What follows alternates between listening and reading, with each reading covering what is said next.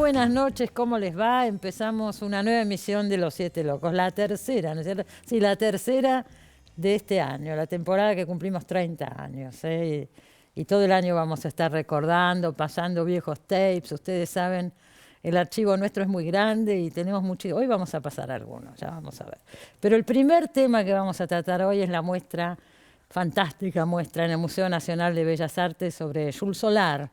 Creo que es la primera vez que se hace una gran muestra completa con todas las facetas que abarca Jules Solar. Es re interesante y vale la pena visitarla. Vamos a charlar con la curadora de la muestra, con Álvaro Abós, que escribió hace unos cuantos años ya Jules Solar, pintor del misterio, una biografía de Jules Solar muy interesante y completa que se reeditó ahora justamente en ocasión de esta muestra. Vamos a un pequeño informe sobre Jules Solar y charlamos con ellos. Ahí va.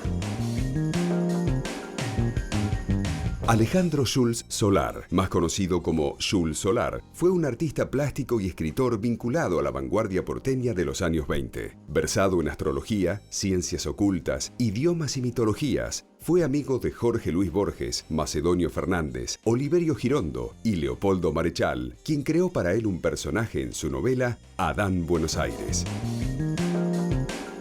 Bueno, Jules Solar. Álvaro, ¿qué año era el libro tuyo? No me acordaba ahora para decirlo. Como 20 años tiene este libro. Del 2004, o sea, que han pasado, diríamos, 13 años. 13 años. Bueno, es la época que también escribiste sobre Macedonio Fernández. Claro, con esta biografía de Jules Solar completé una trilogía sobre grandes personajes de la ciudad. Sí. ¿no? El primero fue Botana. Natalia Botana, el dueño de Fernández. Y me quedaba Jules Solar para completar ese triángulo de oro. Bueno, Botana no sé, pero Macedonio Fernández fue muy amigo de Jules Solar. Muy amigo, y detrás de esos tres personajes quizá estaba la verdadera columna de la vida cultural, que era Jorge Luis Borges. Sin duda. Amigo de cada uno, y de Botana enemigo. Y de Botana enemigo. Trabajó para Botana. Trabajó para Botana, que le hizo publicar sus primeros cuentos. Claro. Pese a lo cual no sintonizaron. No sintonizaron, ¿no? Pero los demás sí, bueno, Jules pasó por crítica, cómo no, ilustrando y está escribiendo también. Vamos a hablar dentro de un ratito de la relación de Jules Solar con Borges, porque da para mucho. Pero empecemos por hablar de Jules Solar. Vos, Cecilia, sos la curadora de esta muestra. Toma todos los aspectos posibles de un personaje que tiene muchos, ¿no? Sí, en realidad la idea fue justamente mostrarlo en esa totalidad, ¿no? Sí. No solo como pintor, que en general la gente conoce, digamos, su producción plástica, sino mostrarlo en esa dimensión total que incluye, digamos, lo astrológico, la escritura, lo visionario, la música. música. Y justamente en una autodefinición que da en la década del 50, él se define como catrólico, y me parecía que esta palabra inventada definía claramente esto de K de cabalista, tro de astrológico, li de liberal y to de, y co de cooperador, que me parecía que justamente sintetiza esto de lo astrológico, visionario, pero por otro lado y esotérico, y por otro lado lo utópico, ¿no? Todas las modificaciones de todos los sistemas que él quiso interferir para mejorarlos. Para mejorar el mundo, además, Exacto. no solo para mejorar los sistemas, ¿no? Sí, sí. Tenía esa visión. Es que yo creo que la idea de modificar en general todos estos sistemas, la música, la escritura, la lengua, era para imaginar sistemas que permitieran la comunicación y el acceso, y hacerlos accesibles y hacerlos de un aprendizaje más rápido, y en ese sentido era para mejorar, calculo, también todo, digamos, el mundo, ¿no? ¿Qué era la panlengua y el neocriollo? Eran dos lenguajes que inventó sí. Jules Solar, que era apasionado por la pintura, la plástica, pero también otras muchas disciplinas, entre ellas la lingüística. Pero no se entiende muy bien esa pasión, ese vicio, digamos, de Jules, sin, me parece, detenerse un poco en el origen. ¿Quién era Jules Solar? Jules Solar era un señor llamado Oscar Alejandro Schulze, con CH, Solari, hijo de un ingeniero letón de Riga, la perla del Báltico, una ciudad que fue muchos años, centenares de años, de Rusia, pero antes fue del Sacro Imperio Romano Germánico.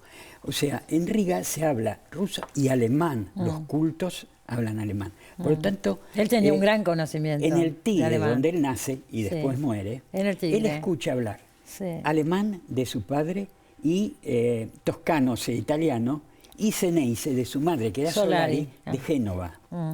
Entonces ahí se forma esa terrible ensalada.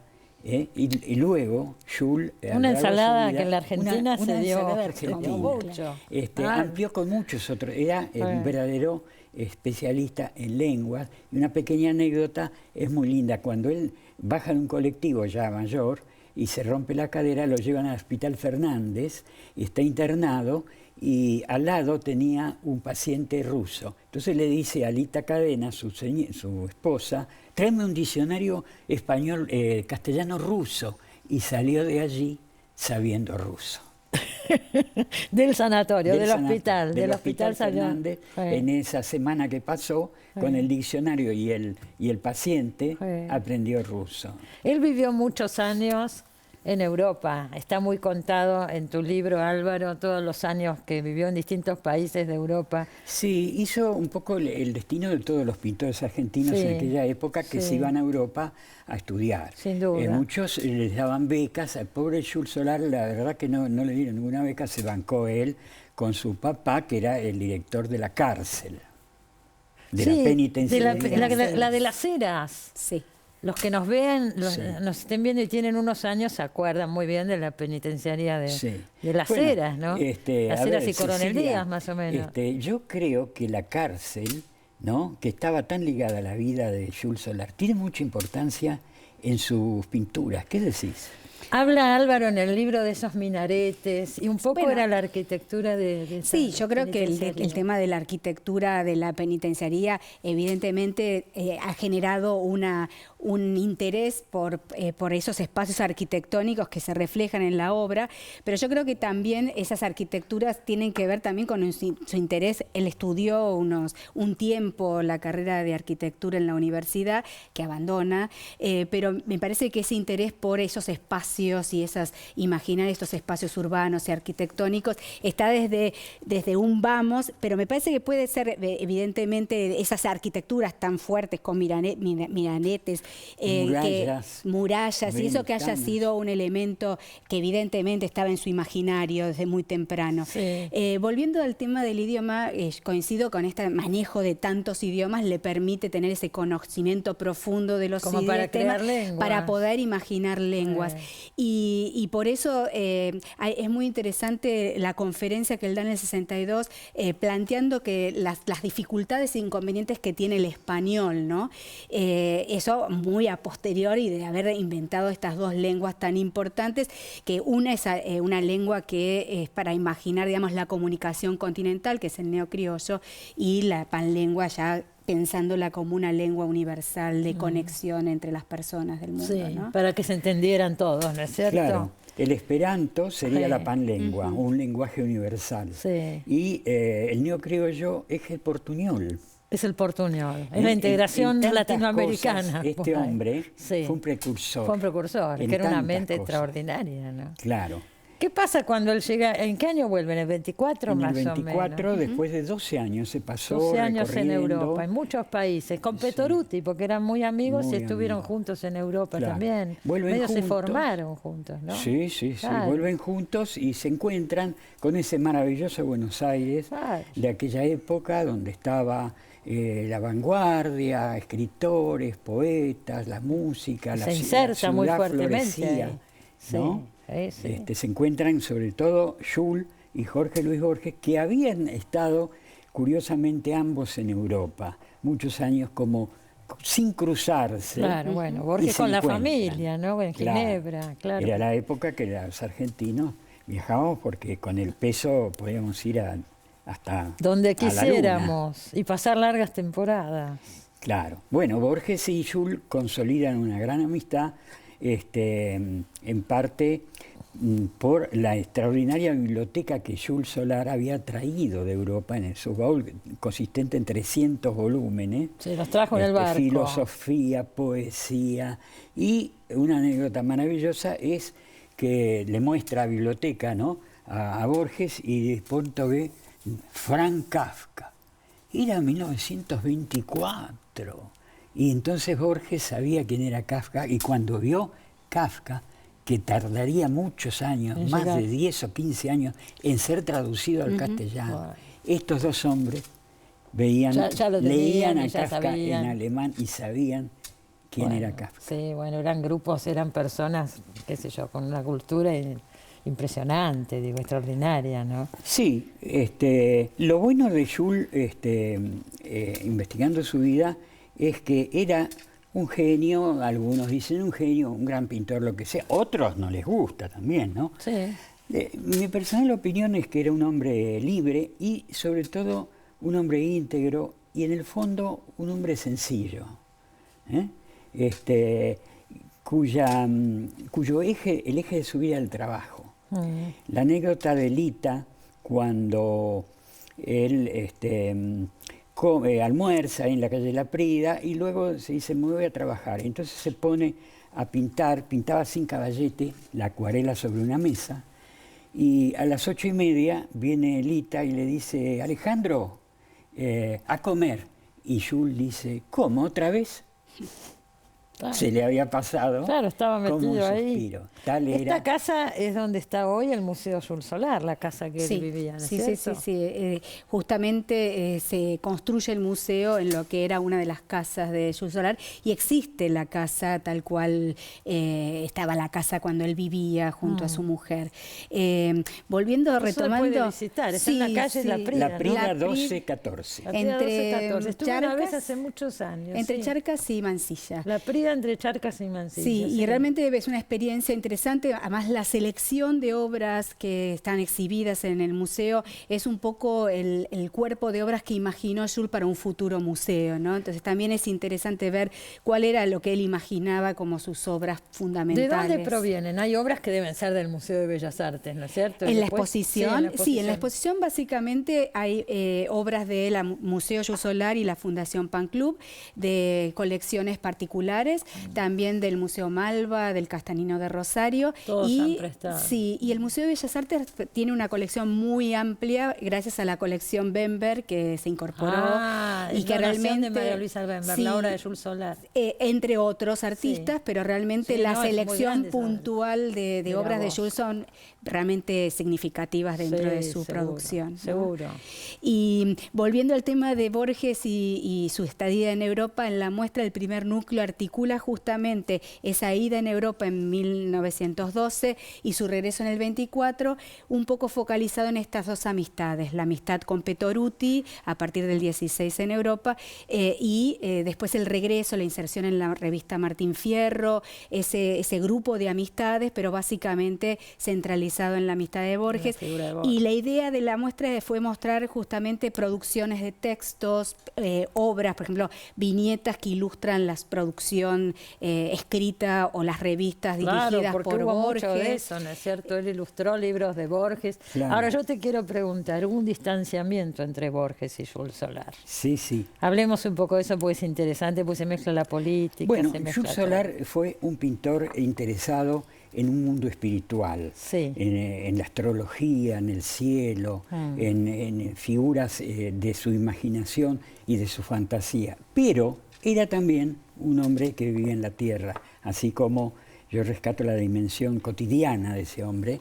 Era también un hombre que vivía en aquellos años, los 30, 40. Como Borges. Claro, también estaba en las grandes alturas, pero vivía en la tierra y tenía opiniones. Es muy importante la relación que entabló Jules con otro gran personaje de la cultura argentina, el escritor Leopoldo Marechal, sin duda, que escribió una de las grandes novelas nuestras, Adán Buenos Aires. Y hay un personaje, ¿no? Claro, el astrólogo Jules. Claro. Es un maravilloso personaje, casi el protagonista mano a mano entre Adán y Jules. Ahora, vos me preguntabas la política. Porque Marechal también estaba en Martín Fierro, en la revista Martín Fierro. Absolutamente, como un joven, era un gordito, y bueno, eran seres humanos, ¿no? En el año 46 se produjo una gran convulsión en la Argentina. Había un embajador norteamericano, se llamaba Braden, que cuestionaba al candidato, un coronel Perón, y decía, este hombre es nazi. Hubo un libro azul, ¿no? El libro azul, que era las partes oficiales de la Embajada Norteamericana en Buenos Aires. Entonces hubo una grieta, diríamos, una grieta profunda en la Argentina, y Jules Solar, junto con Leopoldo Marechal, Ignacio Anzoátegui, Ernesto Palacios y otros intelectuales nacionalistas, Scalabrini Ortiz, sí, que también figura en el Edad en Buenos Aires, sí, firmaron un manifiesto en el cual decían: no es cierto lo que dice el embajador Braden, sí, cuestionamos el libro azul. Bueno, o sea, apoyan a Perón. No apoyan expresamente a Perón, cuestionan a Braden. Pasó el tiempo, vino el gobierno de Perón, se fue el gobierno de Perón, y Jules, que no volvió a intervenir en política nunca, sí, porque he rebuscado en los archivos a ver si había algo. Y nunca más dijo nada. Nunca más padeció porque el gobierno, que duró 10 años del peronismo, no le dio nada. Él siguió pintando, siguió haciendo sus horóscopos y cartas astrales, de los cuales vivía. No hemos hablado, después hablamos. En el sí, catálogo están los horóscopos, las cartas. Es algo maravilloso. Bueno, sí, y le cobraron bastante, y perdió, por lo menos fugazmente, la amistad con su gran amigo. Con Borges. Que fue estaba manifiestamente antiperonista alineado, y además que fue echado de su trabajo, encarcelaron a su hermana y a su mamá, pasaron muchas cosas durante el peronismo con Pero Borges. veamos el happy end de la historia. En un momento dado estaba dando una clase en la Facultad de Filosofía de Inglés Antiguo, Borges, con unas chicas que eran sus alumnas, y de pronto entra un hombre alto, imponente, con el pelo ya gris, sería esto en 1957-58, se sienta ahí. Las chicas dicen: ¿qué es esto, no? Entonces termina la clase y los dos hombres se funden en un abrazo. Fue la reconciliación, y Borges acompañó a Jules, habló en su entierro y promovió hasta su fin la admiración por este hombre, huésped del cielo y del infierno, decía Borges, y llegó a decir: Argentina no ha merecido a este hombre. Pues se querían muchísimo. Sí, mucho. Distanciamientos por razones políticas, la grieta, decías vos, que lo vemos hasta el cansancio, ya desde esa época estaba muy marcado. ¿Qué había pasado antes? Porque Borges tiene ese viraje famoso. Borges, había un nacionalismo que compartían claro. Jules y Borges. Claro. En los años 20, supongo. De hecho hay una dedicatoria en una de esas primeras piezas que un poco lo acusa a Jules, como que a muchas de estas ideas que se desarrollan en estas primeras textos es gracias o por lo menos de ese intercambio con Jules, ¿no? Sí. Y justamente es esa producción de esos primeros 20 en donde hay ese intercambio real entre producciones, ¿no? Las ilustraciones, las viñetas de esos libros. El idioma de los argentinos del 28 está ilustrado por viñetas, y hay una cosa muy linda que está en el archivo de la Fundación Pan Club y que está exhibido en la exposición. Es el único ejemplar del idioma de los argentinos que está trabajado, ilustrado a mano alzada por Jules. En realidad fue un encargo de Borges para una tercera persona, y está esa situación realmente ahí de como de concreción. Todo eso de amistad, se puede ver, ¿no?, en la muestra. Una gran muestra, sí, por supuesto que es una gran muestra. ¿Hasta cuándo va a estar la muestra? Hasta el 18 de junio. Hay tiempo, hasta el 18 de junio en el Museo Nacional de Bellas Artes. Que mira, decirlo lo que quería decir. Es una muestra maravillosa para sumergirse en Jules. Se puede acompañar leyendo El Adán Buenos Aires, por ejemplo, ¿no? ¿Por qué no? O, bueno, alguna biografía, si hay por ahí. Alguna también. biografía que alguien habrá escrito sobre Jules Solar. Muchas gracias por haber venido. Gracias.